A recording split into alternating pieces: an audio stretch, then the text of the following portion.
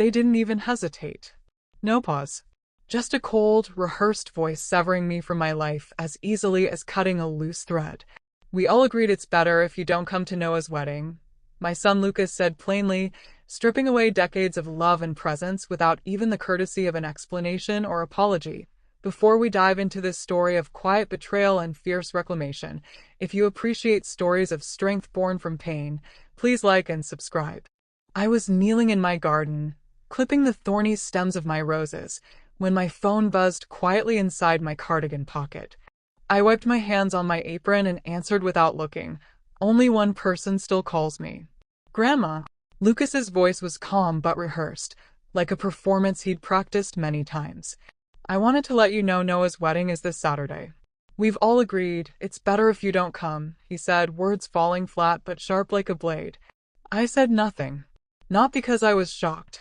My heart had been bracing for this moment for weeks. Instead, I let silence fill the space between us, hoping the weight of it would settle on him.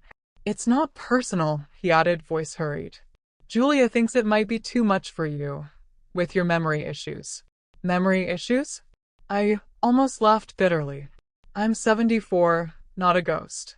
I pay my own bills, cook every meal, and have never once forgotten a birthday. But Julia, the perfect daughter-in-law with her icy smile and voice like glass, had been planting this poison for months. I didn't need to ask who we all meant. Noah. Julia. Even that cousin of hers, who calls herself a family therapist after some quick online course. Lucas's words felt hollow. I thought of Noah as a boy, hiding behind my legs during thunderstorms, whispering I made him feel safe. The time I took him to his first baseball game and he called it the best day of his life, when I co-signed his car loan at 16 because Lucas said he couldn't afford it that month. Now, at 27, Noah wanted a wedding without his grandmother. I looked up and saw two hawks circling high above the sycamore tree, silent, indifferent. Fine, I said and hung up.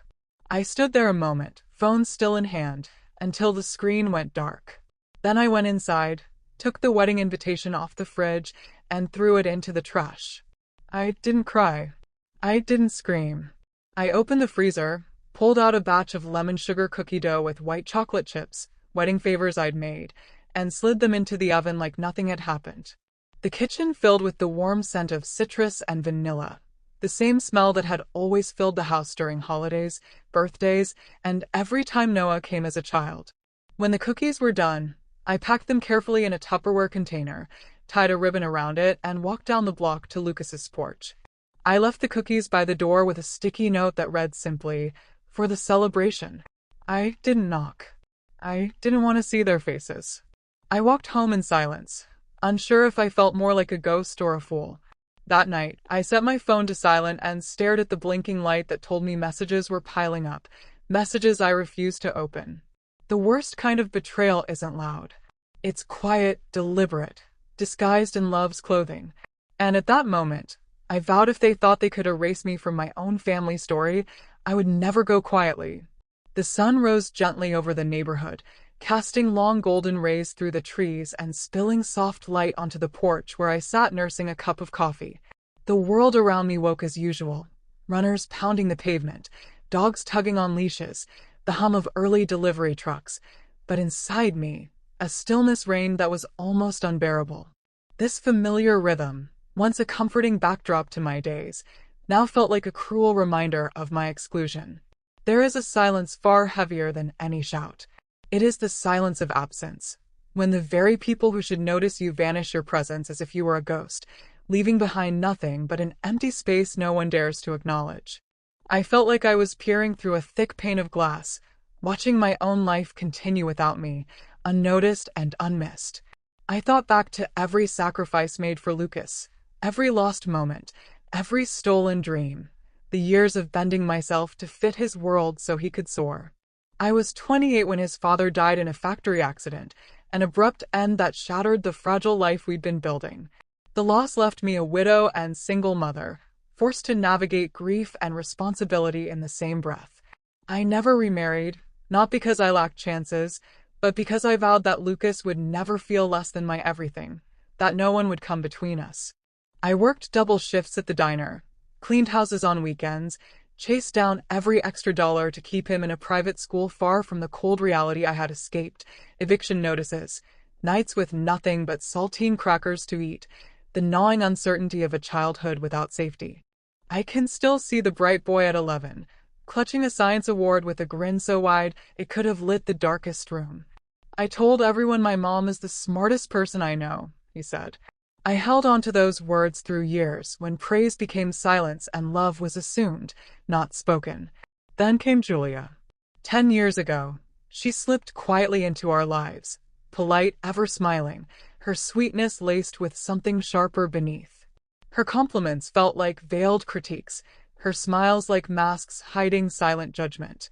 At our first dinner, she said my meatloaf tasted so nostalgic, it should be in a museum. I laughed it off, naive to the war being waged in quiet words. Her subtle digs grew bolder. She suggested Lucas handle my medications, casually questioned if I had a lawyer, and with thinly veiled concern, hinted I might need assisted living before a fall forced the issue. I dismissed these as caring words.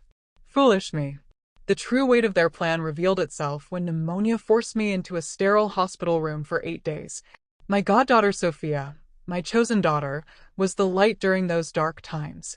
She saw through the kindnesses to the truth beneath, a looming future where control could slip from my hands, where my voice might be silenced. Sophia insisted on protection. She helped me draft a living trust, insisting on a kill switch clause hidden within the legalese. This clause would allow me to revoke everything, without permission, if trust shattered into betrayal. At first, I thought her warnings dramatic, exaggerated by fear. Now, that clause is the only reason I still hold power in a family that sought to erase me.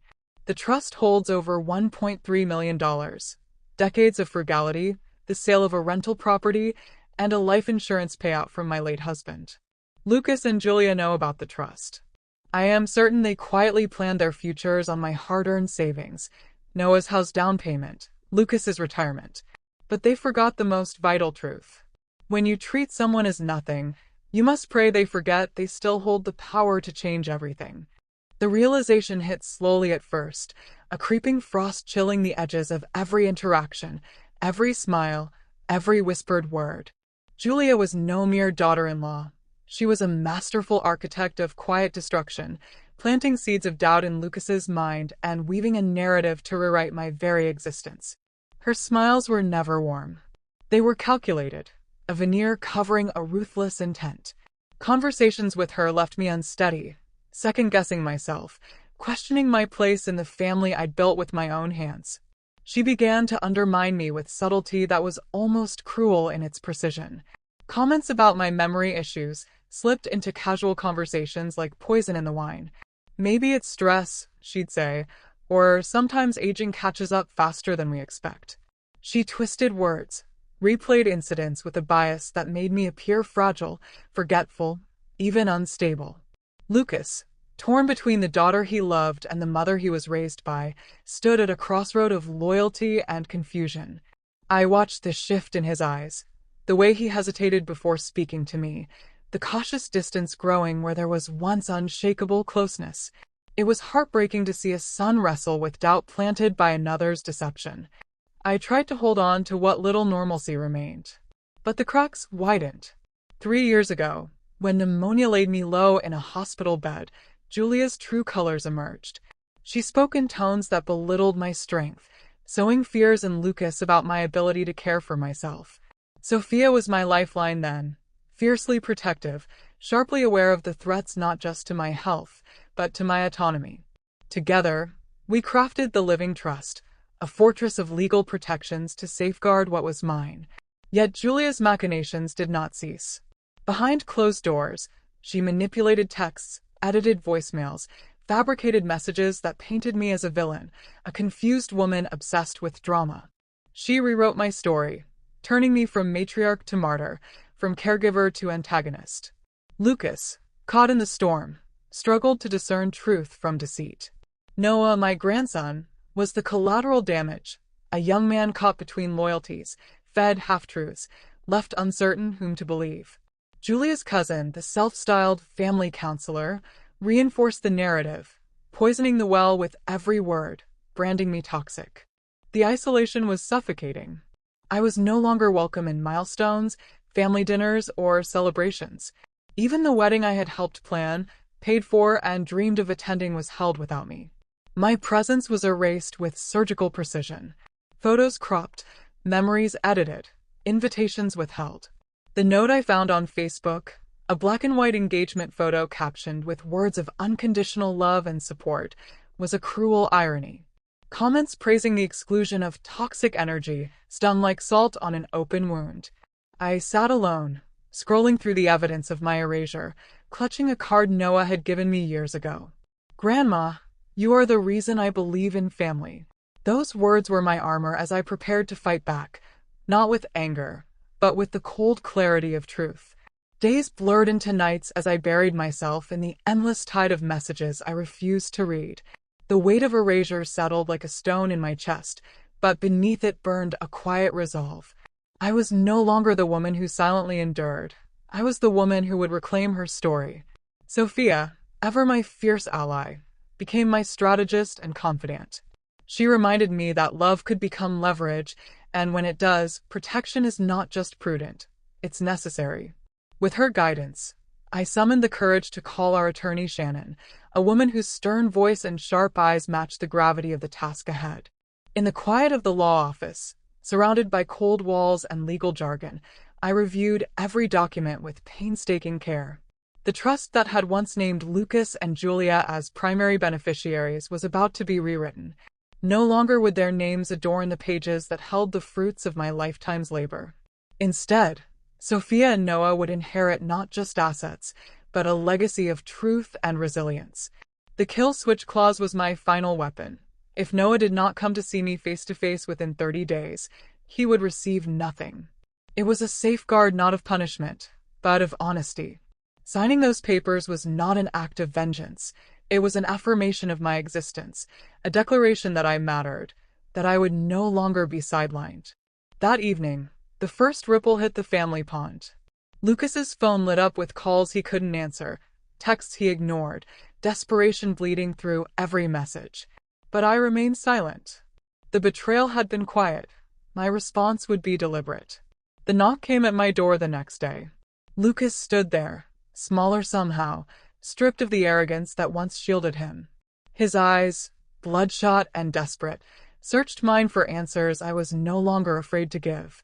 He pleaded for understanding, but the truth was a wound that had long festered. Julia waited in her car, a silent shadow unwilling to face the consequences of her own machinations. Inside, we sat across from each other, mother and son, the chasm between us measured in years of lies and broken trust. I told him everything, the trust reallocation, the fabricated stories, the poison Julia had spread. He listened, eyes wide with disbelief and regret. The fragile thread of our bond quivered but did not yet break. The choice lay before him, to continue down the path of deception, or to seek reconciliation with the woman he once knew.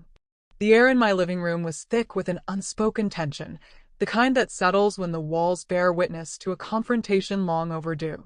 Across from me, Lucas sat rigid, the pale light from the window casting sharp shadows on his drawn features. His hands trembled as they gripped the folder I had placed deliberately between us, a folder that held not just papers but the fragile remnants of a family unraveling. I watched him as he opened the folder slowly, eyes scanning the printouts, screenshots of messages I never sent, conversations manipulated by Julia's clever hands, voicemails sliced and stitched to craft a narrative that made me the villain. Each forged text was a calculated stab, a subtle war waged against my very existence. His pale lips parted, voice barely a whisper. "Mom." I didn't realize how far she'd gone. The words hung heavy between us, a fragile acknowledgement of betrayal's depth. He sifted through the incriminating evidence. Julia's messages designed to isolate me, fuel the distance between Noah and me, poison the love I had fought to nurture. A voicemail transcript caught his eye, Julia's voice laced with venom, accusing me of poisoning the family with victimhood and manipulation. It was a damning confession that no one had dared to speak aloud until now. Lucas swallowed hard, his throat tight. "I'm so sorry," he said, though his apology felt fragile against the weight of years lost. I met his gaze steadily, unwavering. You chose to believe her because it was easier than facing the truth. His eyes filled with tears, tears of regret, of loss, of the painful realization that the foundation he had trusted was built on deceit. I reached into my pocket and pulled out a flash drive, my final proof. I handed it to him without a word. On it were unedited recordings, my voice, raw and real, intertwined with Julia's ramblings that exposed the lies she had woven into our lives. This is the truth, Lucas. No one needs to hear it, not through lies or half-truths, but straight from the source. Lucas's hands trembled as he held the flash drive, his fingers tightening around it as if it were a lifeline. For a long moment, we sat in silence. The room was heavy with the weight of fractured trust and the tentative hope of healing. Days drifted by in a haze of quiet anticipation. Noah did not reach out immediately. His absence was a gnawing ache, a silence that screamed of pain and confusion. I told myself not to hold my breath, to brace for distance. But on the fourth day, there was a knock at the door. My heart stopped as I opened it to see Noah standing there, unsure, tentative, a boy caught between worlds. His eyes searched mine, haunted by questions, by hurt, by longing. He held a folded letter, the edges worn, a testament to its constant presence in his pocket. I listened, he said softly, voice breaking under the weight of what he had learned. I heard everything. Slowly, he unfolded the letter, revealing a photograph. The two of us covered in flour, laughing in my kitchen years ago, a frozen moment of joy and love. That photo, he whispered, voice thick with emotion, has been with me through everything. When I was scared or unsure, I'd look at it. It reminded me of who you are. His words unlocked a flood of memories and tears. He admitted the lies had poisoned his mind, warped his understanding of love and family. But his footsteps to my door spoke of a desire to reclaim the truth, to rebuild the bond Julia had tried to sever. We sat together in silence, hands entwined, the fragile threads of our relationship beginning to knit anew. The wounds were fresh, the path uncertain. But in that quiet afternoon light, hope stirred. The day Julia came face to face with the consequences of her web of lies was colder than any I could remember. I was in the frozen food aisle of the grocery store, staring vacantly at the rows of chicken pot pies and lasagna, my mind swirling with a tempest of exhaustion, pain, and resolve. Then her voice cut through the air, low, sharp, like a blade wrapped in silk. "Nice to see you out and about, Eleanor," she said, arms folded, lips curled into that perfectly practiced half-smile. The smile of a woman who thinks she's won before the battle even begins. I turned slowly, locking eyes with the woman who had orchestrated so much of my isolation. Without flinching, I met her cold gaze. "You think this proves something?" she sneered, stepping closer, lowering her voice. "That's not what the trust? Real mature." I placed the pot pie carefully into my basket and replied quietly, "I think it proves you underestimated the wrong woman." Her laughter was brittle, forced. "You've spent your life clinging to Lucas and Noah like they owe you something. Like because you paid for a few things, you get to control everyone." I inhaled deeply, steadying the tightness in my chest that threatened to break free as anger. "I gave more than money," I said evenly. "I gave my years. My time. My love. You rewrote history and expected me to thank you." Her jaw tightened, lips pressed thin. "I didn't rewrite history," she hissed. "I just cleaned up the narrative. You were always the martyr, the poor widow who needed a pedestal. Lucas needed space. Noah needed boundaries. You made everything about you." I studied her face, searching for cracks beneath the mask. "You told him I had memory issues. You poisoned him against me." She scoffed. "You did that yourself." I shook my head slowly. "No, that was all you. You forgot one thing. Manipulation always leaves fingerprints. And eventually, the light finds them." She looked like she wanted to spit at me but settled for a smirk. "Enjoy your little victory. It won't last. Lucas is still my husband. Noah is still my stepson, and you're still alone." I smiled softly, unshaken. "Maybe so. But I'm alone with my name intact." Without another word, I walked away, leaving her standing in the aisle, a fading shadow of the woman who had tried to erase me. That night, my phone buzzed, a single message from Noah. I have the recording. She admitted everything. My fingers trembled as I reread his words. He had heard Julia's voice unravel, her venom spilling out in a way she hadn't intended. He followed up. She said you always turned people against her. I recorded the whole thing. I hesitated, then replied, send it to your dad first. He needs to hear it from her mouth, not mine. The silence that followed was deafening. Lucas had the truth now, unfiltered, undeniable. But he hadn't yet spoken. I watched a moth flutter helplessly against my window, foolishly drawn to a light it could never reach. In that moment, I understood Lucas's silence, the weight of a truth that threatens to burn down the foundations of everything he believed. Julia's carefully crafted facade was crumbling, and the family she had tried to control was beginning to see through the cracks. The day of the meeting arrived with an uneasy stillness hanging over the house. I spent the morning preparing the living room with deliberate care, chairs arranged in a circle like a courtroom, folders laid out neatly on the coffee table, each one bulging with evidence. Trust amendments, screenshots, transcripts, every fragment of deception laid bare. I was calm, resolute. This was no longer about revenge. It was about accountability, about reclaiming my story. One by one they arrived. Lucas first, his shoulders stiff, eyes tired, a man bearing the weight of choices he wished he could undo. Noah followed, expression guarded but resolute, as if steeling himself for what was to come.